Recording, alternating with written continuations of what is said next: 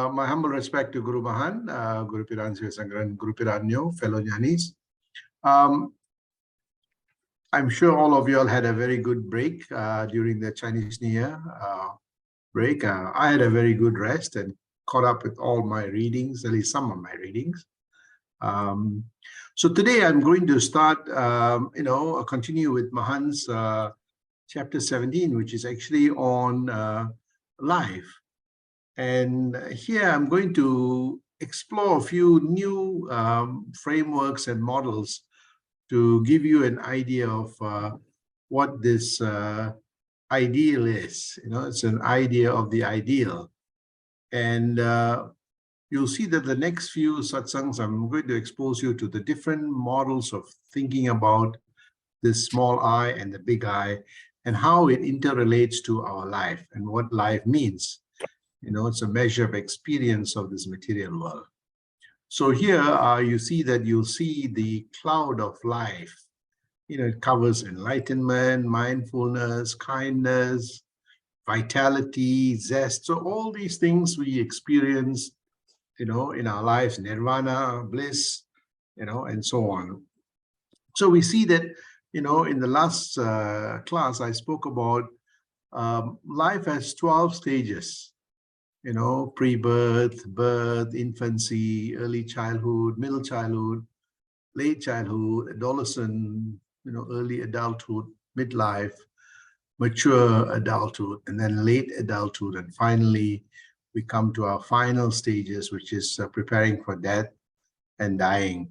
And I said to you, most often people tend to, live their lives without fully being aware of the state of their existence, where they are in their lives, and learn to appreciate it. And towards the end, in step 12, when death, or when they're dying, or the body is unable to do many things, they start reminiscing and regretting.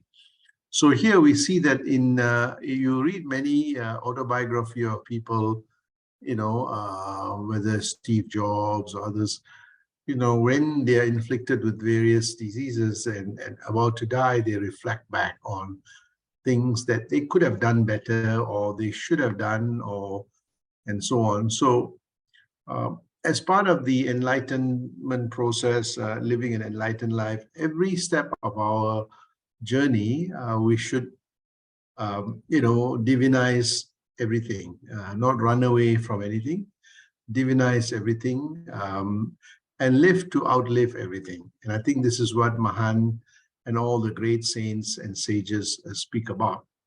So that the value of life is not only experienced when one is dying or when one is at the final stages, but at every moment we value our lives, our relationships, our experiences, and so on.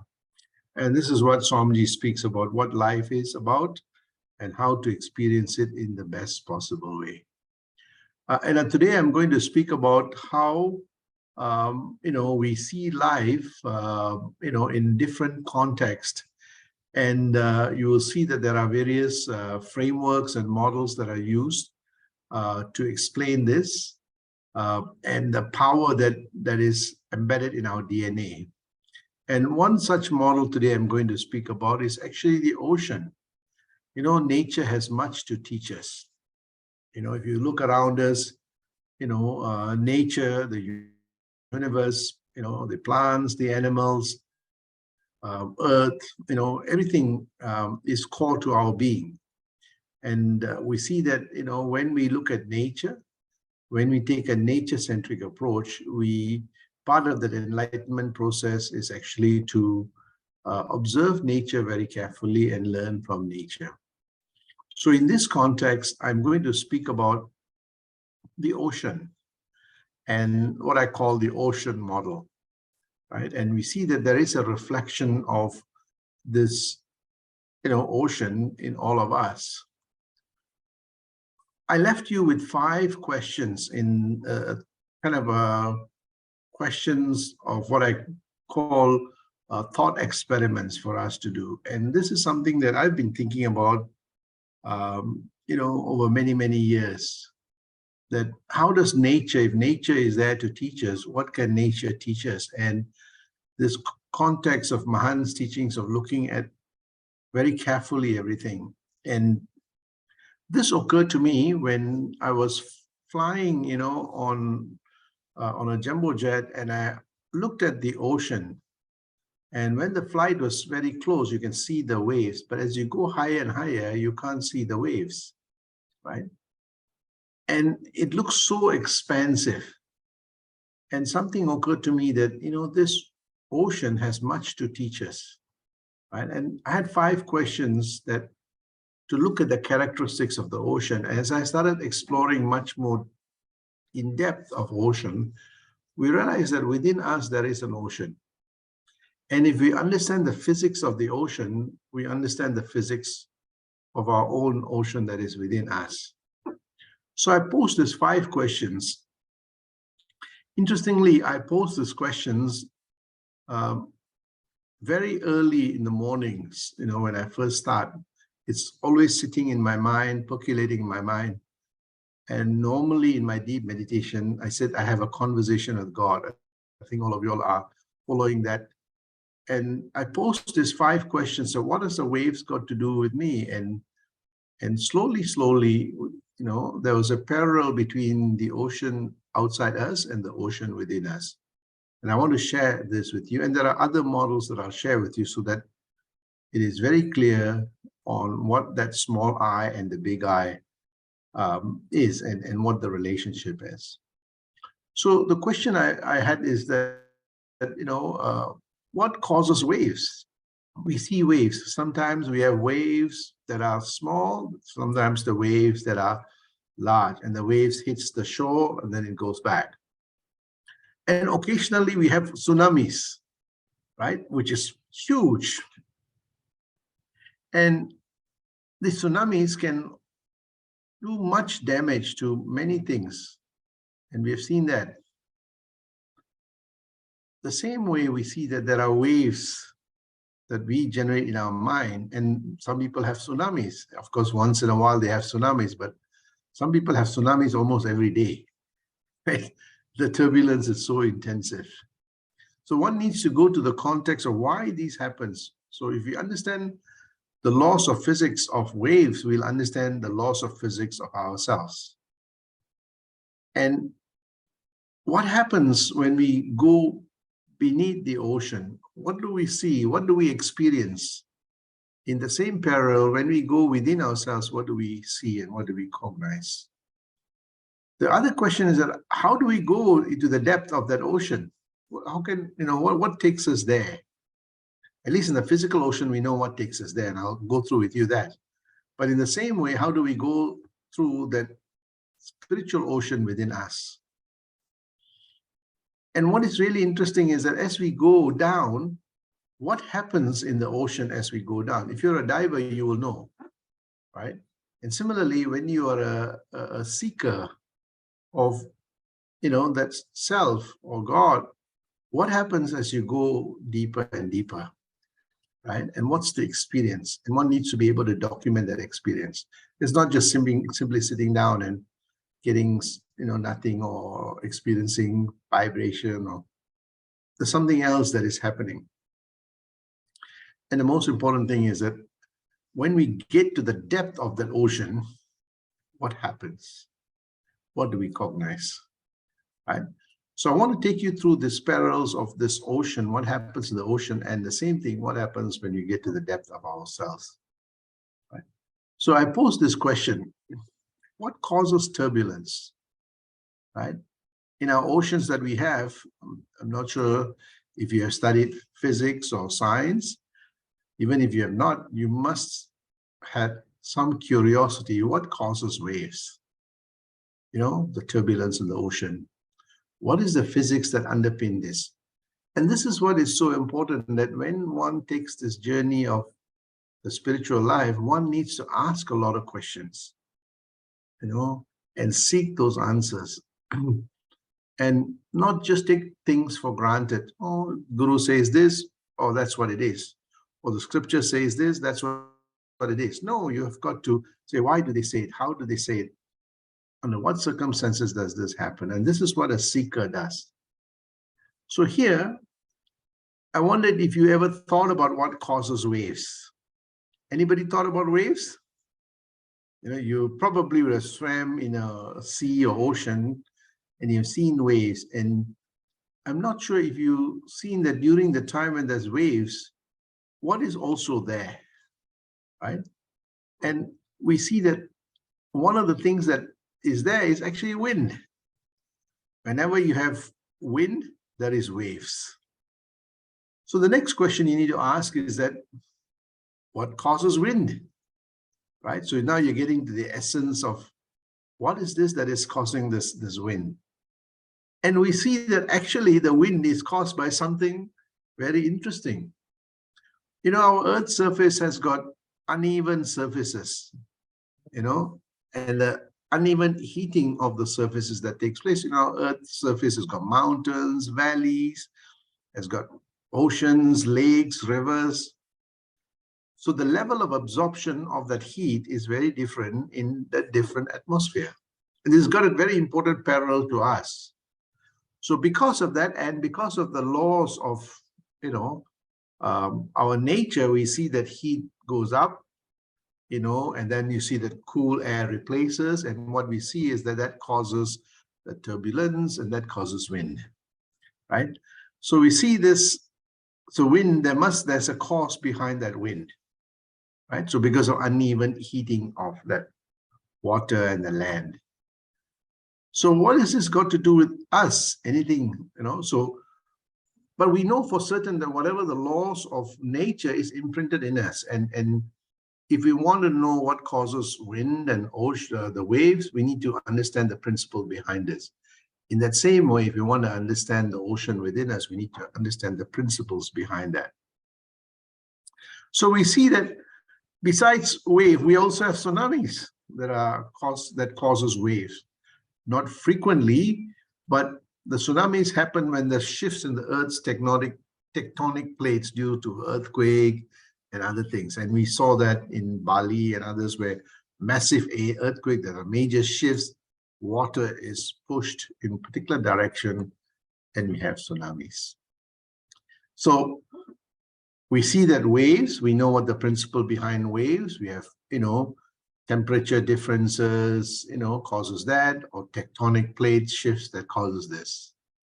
So what's the parallel to us? What causes the waves in us and the tsunamis in us?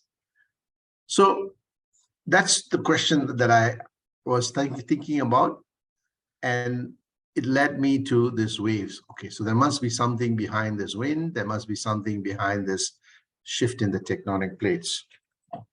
What is that?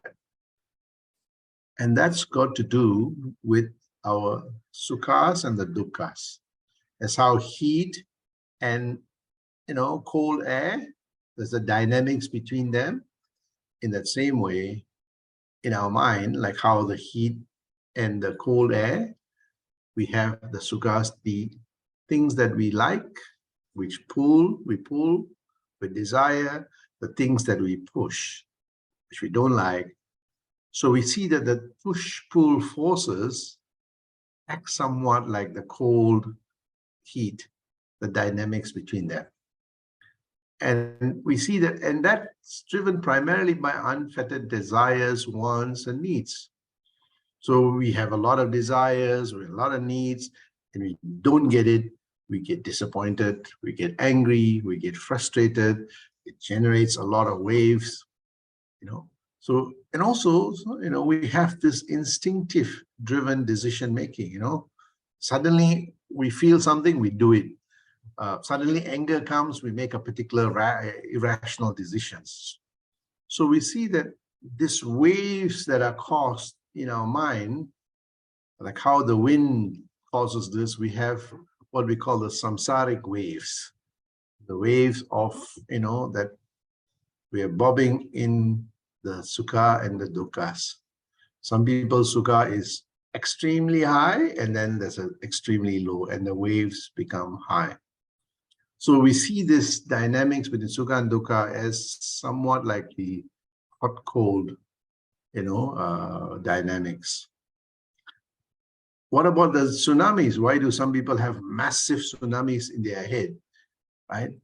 Because they have this massive desires, massive things that they do, anger, hatred, jealousy. This thing suddenly bursts, and you see that they cause so much, shifts, fragmentation, and you see that there's so much turbulence. I'm not sure how many of you all are following. If you see, in the last 1 week, there is almost 3 shootings in the United States.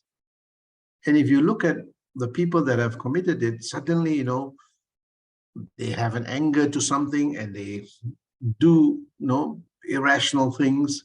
And that causes so much turbulence in their lives and the lives of others. So we see that somewhat like a tsunami that is just waiting to happen. In all of us, sometimes that happens. You see, sometimes we don't manage our mind, and it becomes so extreme that the decisions we make is not just disastrous for us, but also for people around us. So the whole idea is that nature, if we observe nature, there is that dynamics and that discontinuity. So how do we manage the samsaric waves? As long as we are on the surface, we will experience this. As long as we are in the surface of life, we'll always experience these ups and downs. And if we learn to navigate the boat, if we have a boat, we see that the waves, we ride the waves, and sometimes the ride could be very rocky. So how do we then manage these waves of life? And this is where Mahans and other great saints and sages say, while the waves are there, it's okay. Once in a while, dive down, go deep down. So you see that every day we have 24 hours, but at least spend half an hour or an hour going deep down, within yourself. Better still, when you first start in the morning, 4 to 5 or 4:30 to 5:30, spend some time within yourself. So how do we transcend that samsaric waves of life? And this is what Mahans and other great saints teach us, that when we go deep down beneath the waves, we start transcending the waves. I'm not sure if many of you have gone swimming in the oceans, the sea. When you go down deep, you see that a sense of serenity, a sense of calm, a sense of sublimity comes, dawns upon on the diver. So in that ocean itself, as you dive deep down, you get a sense of calm, cool, sublimity. In that same way, great saints and sages found the secret of, actually, if we have turbulence in our mind, can we dwell deeper into our mind? And when we dwell deeper in our mind, what happens? Why do we do this? So the same way, you see that on the surface, you don't see many things, you see waves, but the diver knows that if you go deep down, you can actually see much more nicer sceneries. You can see fish, you can see many, many things. So there is a high that you feel, there's a nice feeling you feel. You talk to a diver, they will tell you this experience, right? So if you're not a diver, you'll be afraid to go down, you'll be apprehensive. In that same way, Mahans were like the divers. They dove in their mind, they dwelled in their mind just to transcend the waves of samsara, not to be impacted by the waves, right? And why do they do that? They want to not be impacted by this material world. And that's so a sense of how when the diver goes, if he feels a little bit high, nice feeling. In the same way, a Mahan or a great saint that goes, they feel a sense of serenity, a sense of sublimity, and in that process, a sense of quietude. In that quietude, the intellect becomes, there's a sense of clarity. In that clarity, they get a sense of joy, happiness, the coolness, the feeling of oneness. So we see that that happens for a diver, and it also happens for Mahans and great saints and sages and a seeker of knowledge. You know, when you start practicing meditation, sometimes actually you feel so great. It starts off with 15, 20 minutes, and then it becomes longer and longer. And ultimately, you know, you see that everything becomes meditation. So we see that this happens in the great saints and sages, and, you know, but the question then is that what is it that will help us get there? So yes, we see that, you know, divers see that, okay, going down gives us a sense of, you know, beauty and awe of the ocean.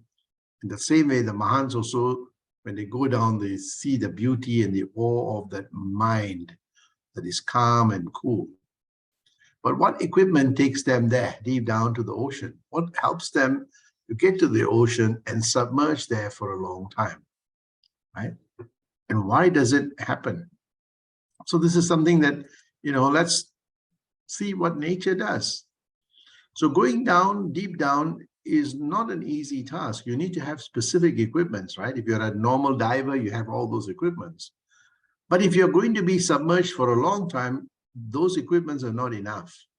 You need, you know, much more sophisticated technology, much more, you know, advanced technology like submarines to stay beneath the ocean for a very, very long time. Why is that the case? As you descend deeper and deeper, we see that the water pressure gets much more stronger, right? Because you see that the weight of the ocean starts pressing on you. And it says that, you know, for every 10 meters, which is 35 feet, the pressure doubles. That means on you.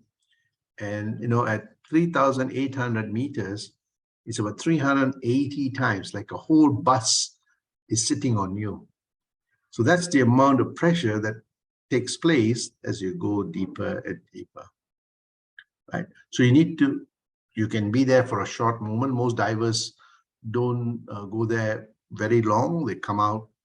But if you want to stay submerged for a long time, it requires a much more stronger technology. Now, in that same way, we see that, great, we understand our physical ocean. What is the equipment do we need to go deep into our mind, right? At least in the other case, we've got equipments and submarines. What submarine will take us there into the depth of our ocean? And staying in the depth of the ocean, how do we stay there long enough to understand the forces of that nature and understand the beauty of the mind? So we see that what equipment do we need? What submarine or what, you know, tools that we need? And this is where the Mahans, like scientists, have started, you know, thinking about it very carefully and you know, going deep down within themselves. As I said in my previous satsangs, you know, great, you know, saints, as great scientists have telescope and microscopes to look at the stars and look at minute things. The Mahans have what we call the inner scope, right? And what they do is actually to go down. Meditation is so important. That introspection, contemplation, reflection, and meditation, that's their tool of going deep down, anchoring the thoughts of the mind, you know, onto an optional thought, the thought of the vibration. In Mahan's case, it's the Kundalini vibration. As how the pressure is, and this is something very interesting, you see that the equipments are used to manage to go to a certain level, you know, all the mask and so on, but it's not sufficient enough to take you to the depth. For that, you need a submarine that can withstand the pressure. In that same way, in the meditation state, there's a parallel to this. Yes, you can go and meditate and you can get a nice feeling, you know, thoughts will come and go. But interestingly, as you go deeper, like how the water pressure becomes so intensive, the pressure of this material world becomes more intensive. That is when you feel hungry. That is when you feel all the thoughts starts coming, the pressure becomes more intensive.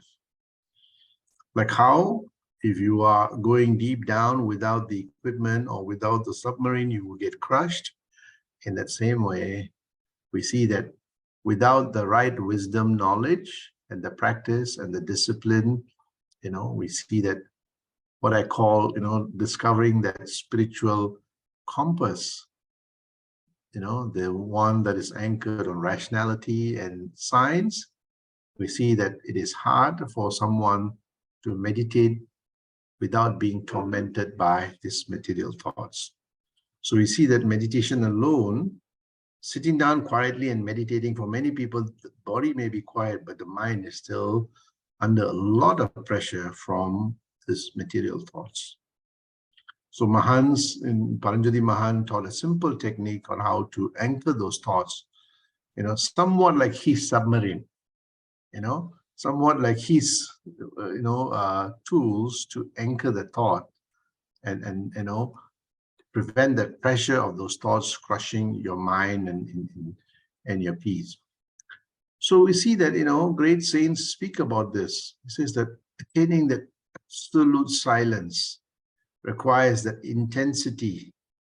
So it is not just practicing the meditation, but it requires that consistency, the patience, perseverance, persistence, and the discipline to continuously, relentlessly do this. The first few days, you'll be tormented, first few days, but as you go deeper and deeper, you see that the equipments that the Guru gives you, the knowledge that the Guru gives you, the tools that the Guru gives you, the initiation that the Guru gives you, the knowledge that the Guru exposes you to, and you see that slowly, slowly, those things becomes your submarine, becomes the tools that enable you to go to the depth of that ocean. And when you get there, you see that, you get that absolute silence.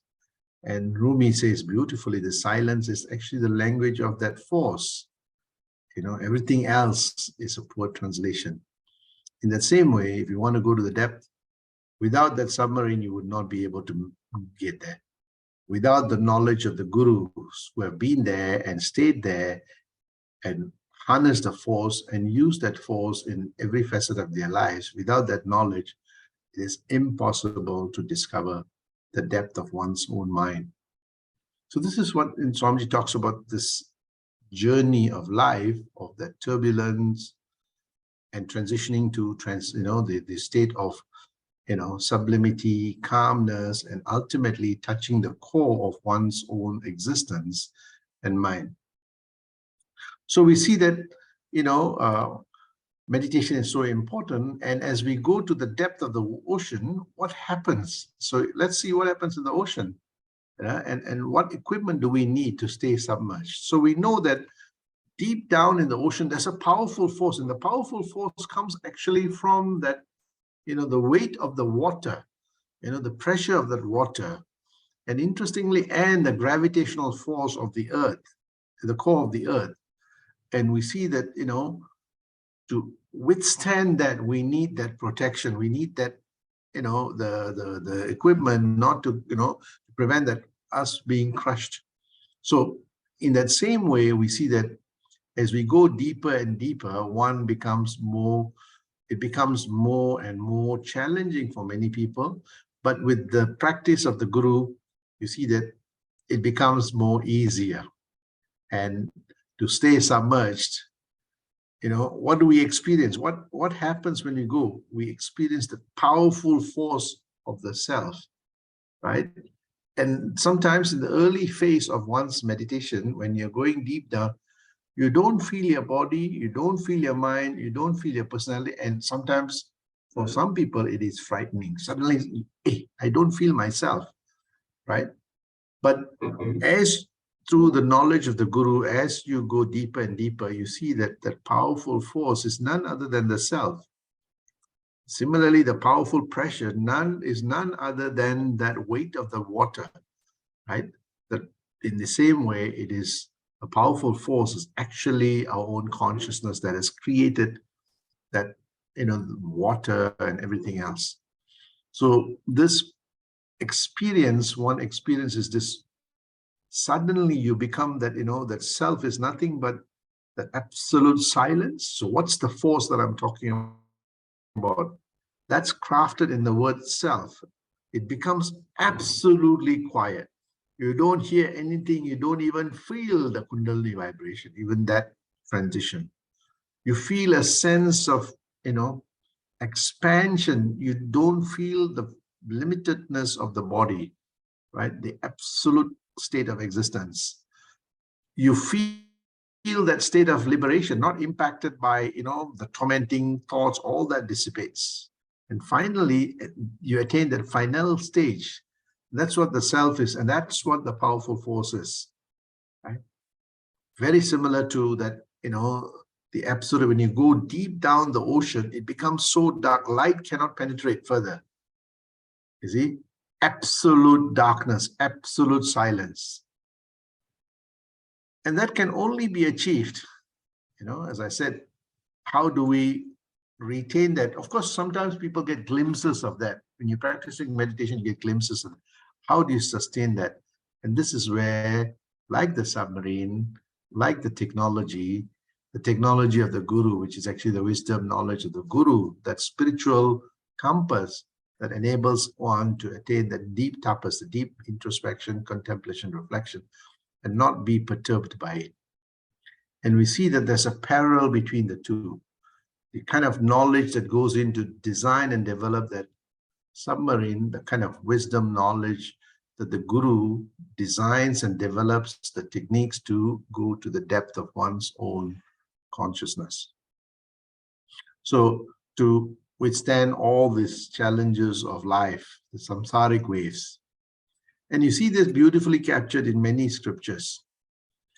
And not only that, once you acquire this, you put to practice in every facet of your life. So once you have acquired this power, right, you see that you then manifest that in every facet of your life. So in every facet, that ocean is imprinted. And I'll come to this beautiful part, which is, at the depth, you understand the power of the ocean.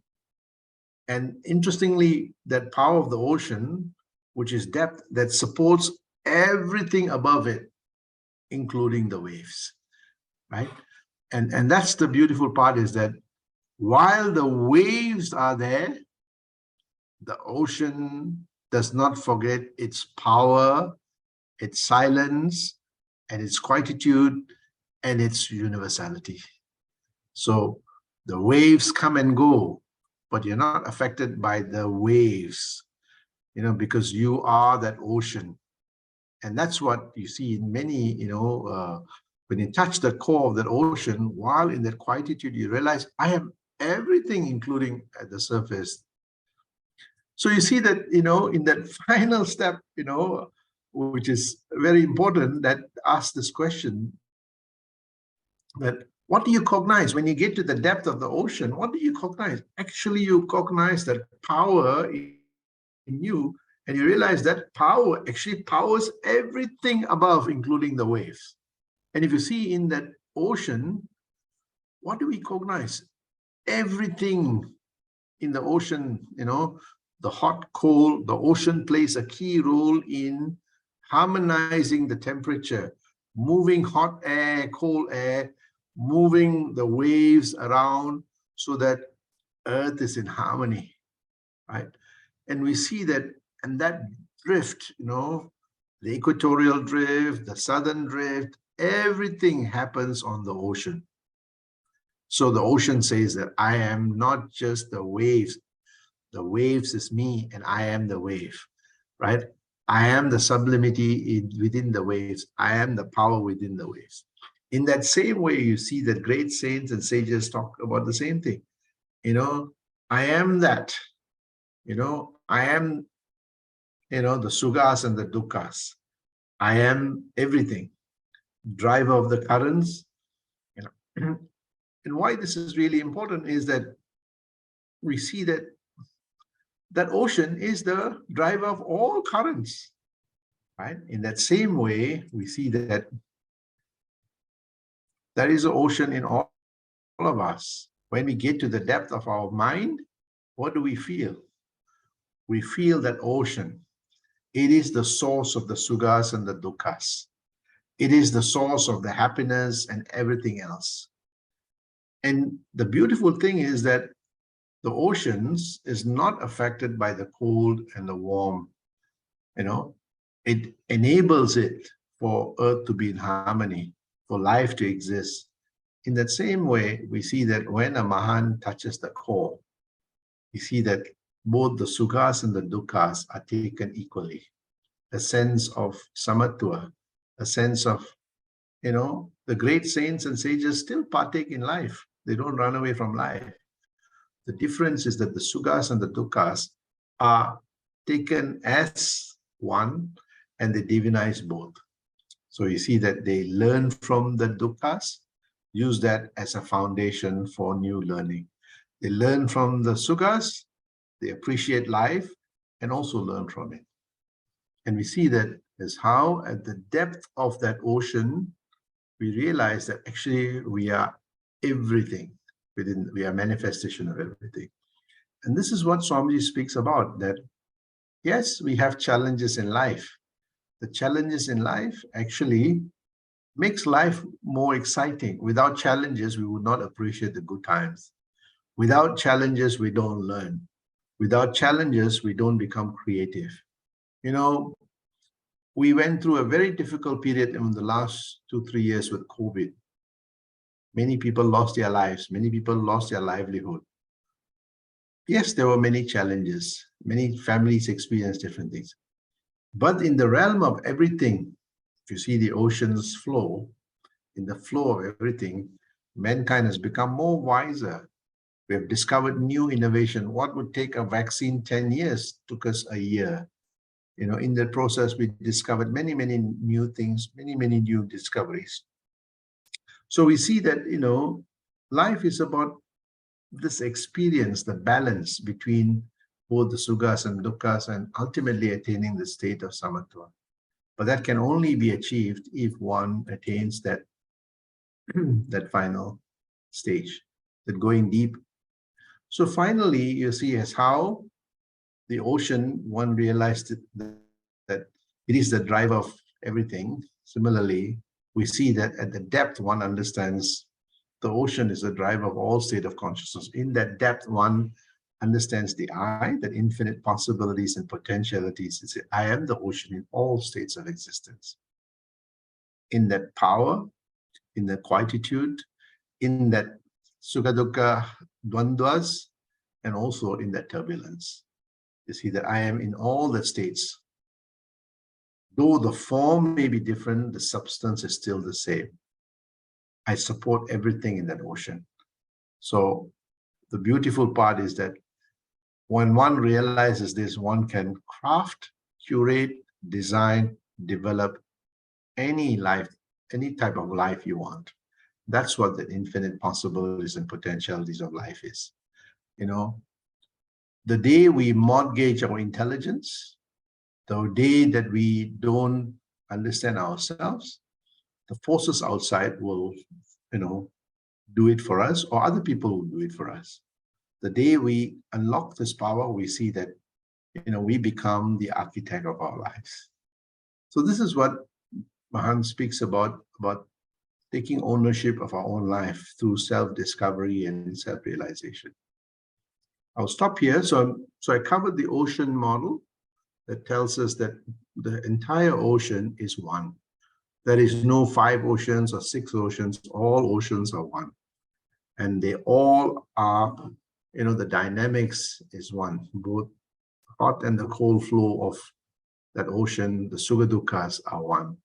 They all come from the same source. When the mind realizes this, the mind knows how to moderate, modulate, and manage these sukha dukkhas and use them as a source and a combustion for the enlightened living. This is what Mahan's teachings are. Sandosham.